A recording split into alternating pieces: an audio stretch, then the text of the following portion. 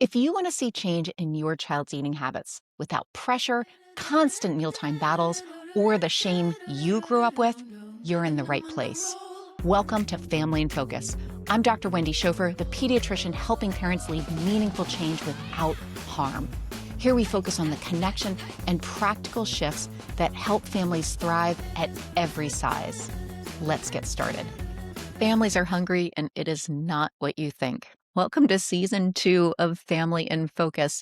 I am so grateful that you have taken the time out of your busy schedule to be here with me today. I'm Wendy, and we're going to be having some conversations. So pull up a seat, have some coffee. I definitely will be. So I really appreciate that you're here because, there are a lot of things on your plate. Um, a lot of things in your life as far as work and relationships and raising kids. And then there's all the questions that we have about how do I feed them? How do I help them, really be healthy amidst all of the different messages about body, about what to eat, what not to eat, about mental health and screens. And oh my God, it just keeps going. It just keeps going. Parents are like, what the heck am I supposed to do? So much competing information. And it feels like we're drowning. It feels like we're failing. And that is really where I've heard loud and clear from parents, but also from my own experience that it is time to be able to connect and to really create the changes that we want to see in our homes. Now, let's be clear. So many of the concerns that we have right now for our children's health is about their eating habits. Maybe you have a picky eater. Maybe you have a child who eats everything in sight, and you have another child who will barely eat a thing. Maybe there's one who eats way too fast. Maybe there's another one who just won't eat the healthy foods that you make. And perhaps you have that lingering feeling that you're not in the place to be able to help your child because you've struggled with your own weight or eating habits, or you know the experience of shame and control and pressure around your food choices, around your body, and you don't want to impart that on your children. This is where we are right now as parents. This is how we're trying to navigate and why it makes so much sense that we feel stuck because we want to be able to do all the right things for our children. And quite honestly, it's really hard to figure out what that actually is. So, first of all, I want to say that if any of those things sound familiar to you, and likely it's many of the above, you're not alone. You are not alone. You are in the right place because we're going to be having conversations, really having conversations about what it is that we want and how to make that happen without creating harm, without the shame, without the pressure. And yes, this is possible. So let me introduce you to a family that I met back in the office. My goodness, it was probably about 10 years ago now. So Emily came into the office with her mom for a 6-year well visit. And I had never met them before. They had always seen my partners, so I still had to get to meet them, but I did see her growth chart, and I saw that she had always been growing over the 85th percentile for her weight and her body mass index, which means that if I'm following the diagnostic terms, she has a diagnosis of overweight. And it's something that I was like, okay, take that information, go into the office. And I asked about everything. Okay, what does she like to do? How is she doing at school? Tell me about your friends. Tell me about sleep. And what do you like to eat? What do you do to play? All the things. And Emily was doing great. She was one heck of a fun kid. And at the end of the visit, I was like, you know what? She's doing great. 2 thumbs up. I'll see you next year. And mom came over and she whispered to me, she's like, when are you going to talk to me about her weight? And her mom started getting tears in her eyes. And she said, every single time I come to the doctor, I always hear that I need to change what I'm doing. I have to change how I'm serving, I have to change the meals that I'm serving. I have to increase her activity. I am failing Emily because she keeps on growing. She's still above whatever that percentile is. I'm failing.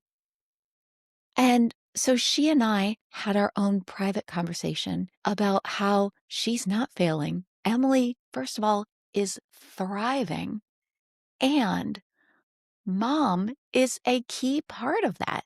She is a big reason why Emily is thriving, and it has nothing to do with her weight. It's through that conversation that I could finally hear what was actually on mom's mind, what was keeping her awake at night, why she didn't want to come into the doctor's office again because she thought that she was going to be shamed about how her child, who was growing normally and doing all the right things, about how she's growing. It's time that we stop defining our children's health based off of growth charts, that we stop defining how parents are doing based off of how our children are growing or eating or what they weigh, or off of our own experiences.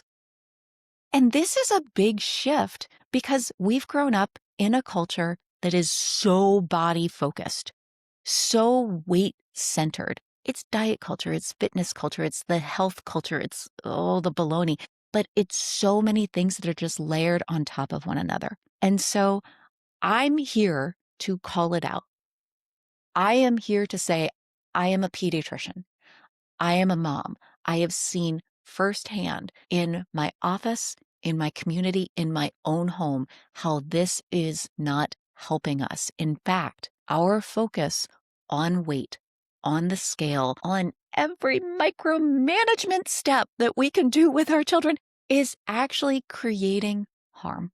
And if we're going to create change, because there are a lot of changes that we do want to make, we can make change without harm. And here's how.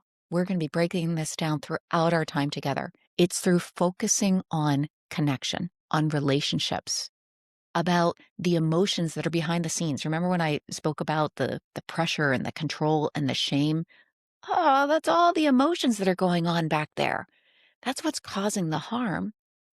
Now, those emotions are not wrong, but they are great signals for us to know, you know what?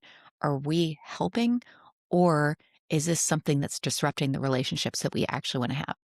So we're going to be getting into this so much more over the course of our time together.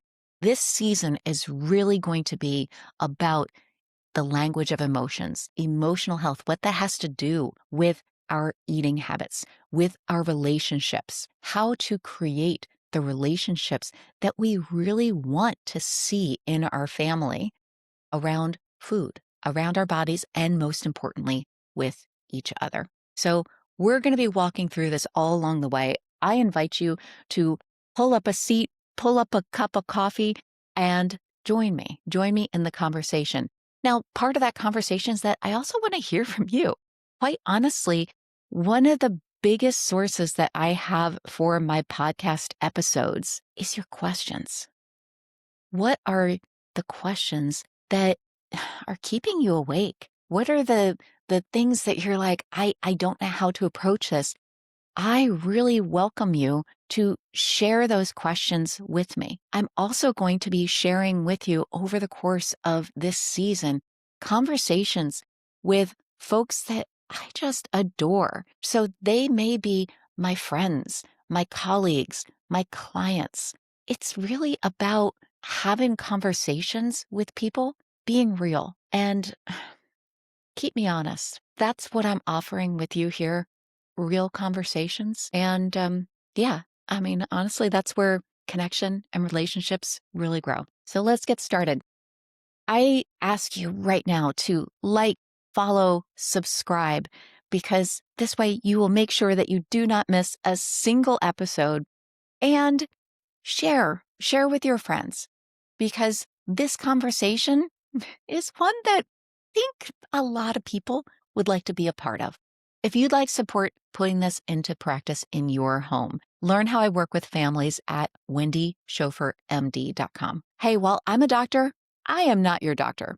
This podcast is for education, not medical advice. It's never a prescription, so take what fits and please leave the rest. And remember, you are the parents creating the change that your family needs. Welcome to the movement. Hey, it's time to go check out the next episode.